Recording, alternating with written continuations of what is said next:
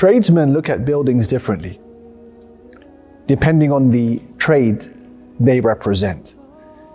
You'll find the carpenter casting an eye on the woodwork, the bricklayer looking at the brickwork, and the painter finds his gaze shifting to the walls and the ceilings. Likewise, the greater a person's perception of Allah's names, the greater his alertness and understanding of life's swings and roundabouts. Nothing passes them without thought. Everything becomes a trigger for deep contemplation. When they see a display of mercy, they automatically and naturally reflect on the names of Allah, Ar-Rahim, the most merciful, Ar-Ra'uf, the pitying, Al-Wadud, the affectionate. When they sense might and awe in any turn of life, they're overcome with the names Al-Jabbar, the compeller, Al-Muntaqim, the avenger, Al-Qahhar, the subduer, Al-Aziz, the mighty. Eventually they reach a station where every scene that unfolds, any sin which presents itself to them, or any opportunity that drifts, generates the remembrance of Allah Almighty in their life and a retreat to Him. And it's achieving that exact goal is precisely the objective of this series.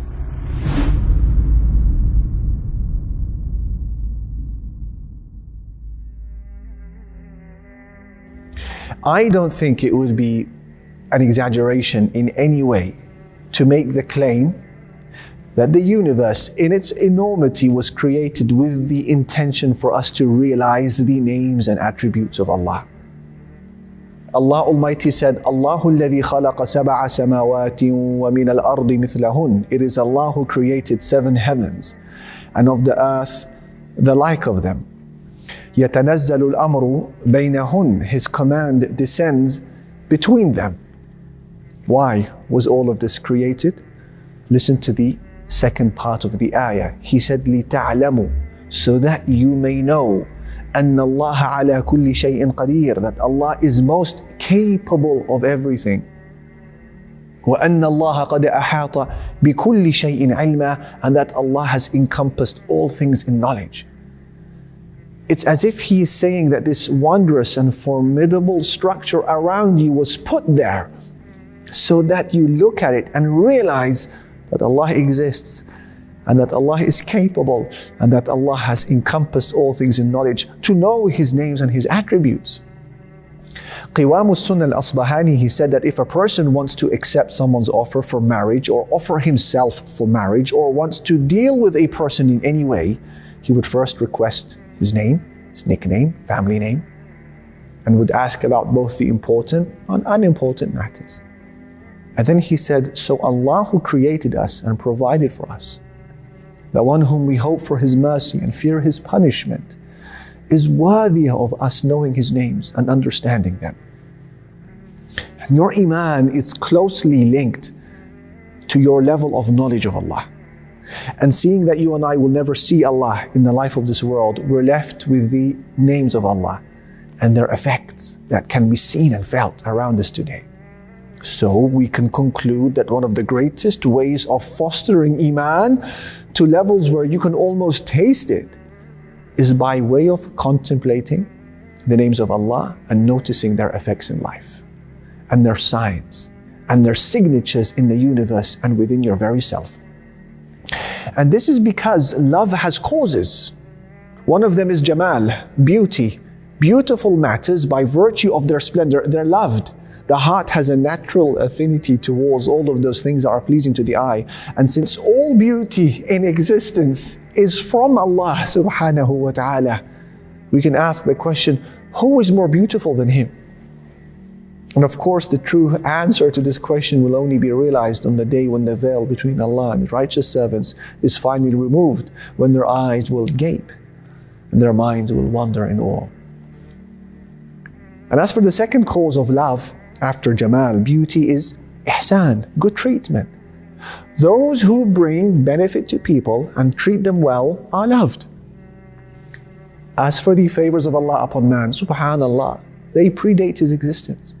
Allah provided him all what he needed from within the womb of his mother. He then releases him into a world that has already been fully furnished with all what he requires. It's all there. And that's why Prophet Ibrahim said, الَّذِي خَلَقَنِي فَهُوَ يَهْدِينَ. He is the one who created me and guides me. وَالَّذِي هُوَ يُطْعِمُنِي وَيَسْقِينَ. And it is He who feeds me and gives me drink. وَإِذَا مَرِضْتُ فَهُوَ يَشْفِينَ. And when I am ill, it is He who cures me. What about the favors of Allah? Allah's good treatment of His creation is such that your role in acquiring the things you need is only a minute phase in the middle. And as for the levels before it and the levels after it, they were taken care of entirely by Allah. Let me explain. When you make your way to buy bread, just remember that you were the one who brought down its rain and allowed it to seep into the soil, nor were you the causer of its wheat to grow, nor were you the planter of those seeds, nor were you the harvester, nor were you the supplier of the grain to the companies, nor were you the grinder of those grains, nor the mixer of ingredients, nor the kneader of the dough, nor the baker of that bread, nor its packager, nor its seller. Your involvement was simply to pull it off the shelf in its ready baked format. Then after you swallow the food, again, you play no role in the phases after it. You didn't inspire the esophagus to push the food down to your stomach. You didn't inspire the mechanisms of preventing it from returning upwards.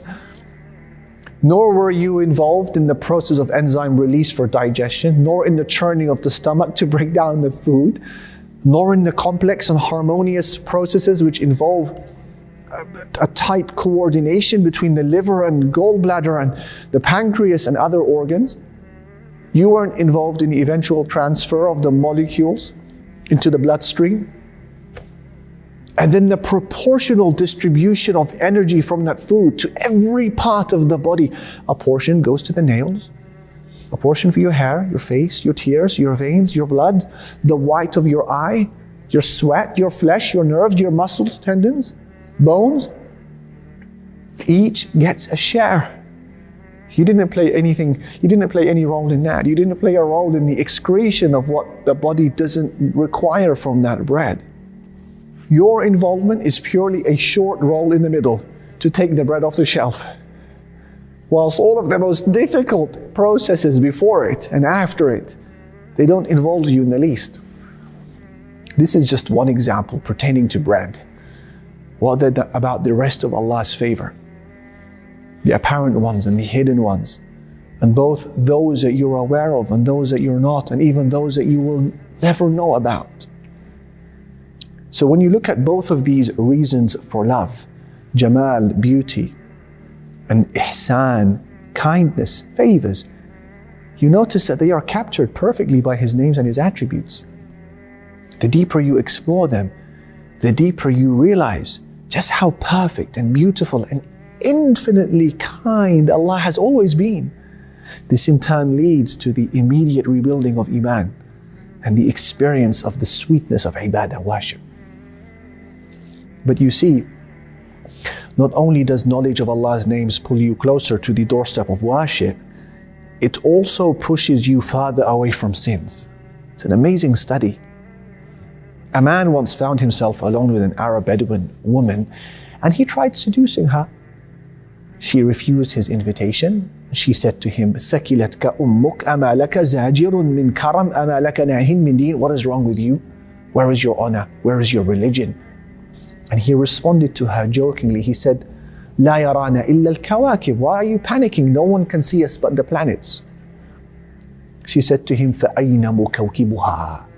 Where is the one who put those planets in their place? Allahu Akbar. We're going to come across in this series many similar examples of this type of story, because this is precisely the objective behind the choosing of this topic. That the next time a sin presents itself to you saying, here I am, no one is looking, we develop this ability to say, what about Allah? What about As-Sami', the hearing, Al-Basir, the seeing? What about Al-Raqib, the observing? What about Al-Alim, the knowing? Al-Qadir, the capable? And I love the words of Imam Ibn al-Qayyim, who summarizes the fruits of journeying through the names of Allah Almighty. He said, if a person ascends into the realm of realization, where he can almost see the perfect traits of Allah and His majestic descriptions, his soul will feel the special type of nearness, where it will experience the removal of veils that stand between one's heart and soul and its Lord. That veil is the nafs, the self. And so if Allah allows that veil to be removed, his heart and soul will make their way to Allah, causing a person to worship Allah as though he could see Him. So join us as we try to achieve just that in a series we've named A Life with Allah.